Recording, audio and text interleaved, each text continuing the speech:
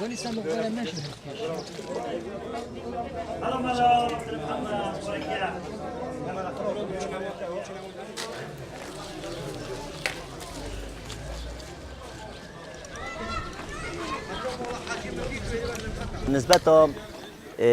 جشن الجنداء مع عضو تقاليد خويت هاي ام تجارة نوغورين هم جونت فيك راسبيدي دي تشينا جامعة دي نفيجا خويا عادي كاين مثلا جماعة جنجا دي جاليكشن جماعة بيرو كالا دي جاليكشن سنيلا كيتشكاتر دي جاليكشن اوا عضو تقاليد ميد جندان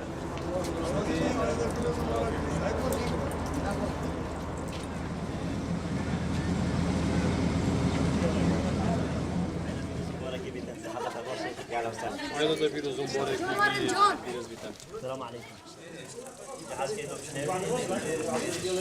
براستي اف عيداش يا جوازت قال عيدي دي چونك متبينين نسبة حال ووضع عالمي قلق فرقك مظنية هيد قال عيدي شوي نسبة اقتصادي حالي وان خوشترا نسبة سياسي ان شاء الله تعالى كبيك و دستيك ودو بقرن ببيتا عيدا خوشي عيدا سركفتني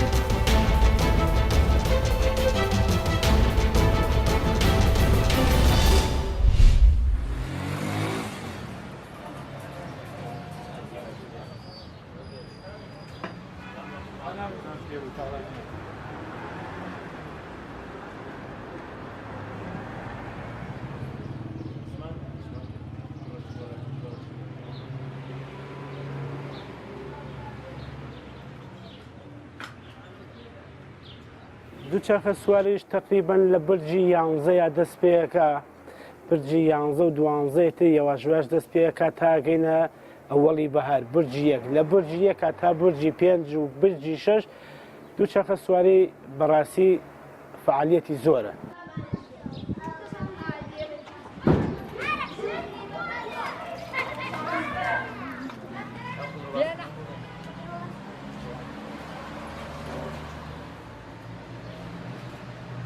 ئەم فەسڵا وڵات دووچەرخە مناڵەکان ئەغڵب لە 3 ساڵ و دەست پێەکان مشتەرەکانمان هەر تاوەکوونێ تەمەن بزرگ ساڵیشمان هەیە بەڵامی تر ئەسڵیەکانیان لە 6 ساڵ و هەمانە تا 18 ساڵ.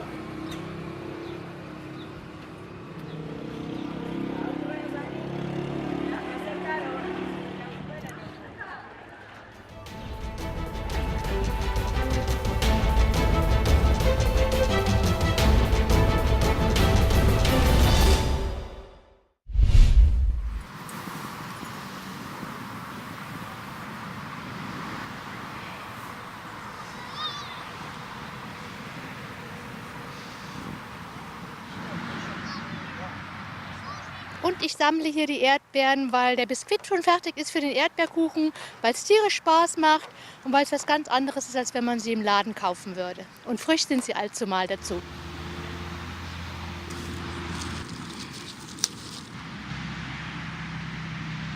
Ich betreibe Erdbeeren- und Spargelanbau seit über 20 Jahren.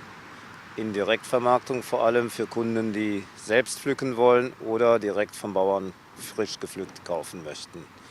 Erdbeeren insgesamt gibt es aber schon, denke ich, seit Hunderten von Jahren.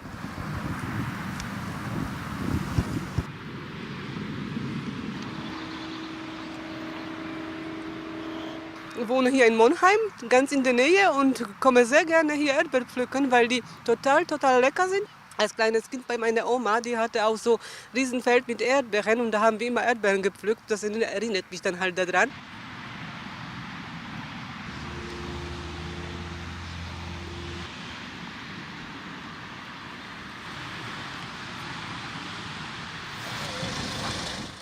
So.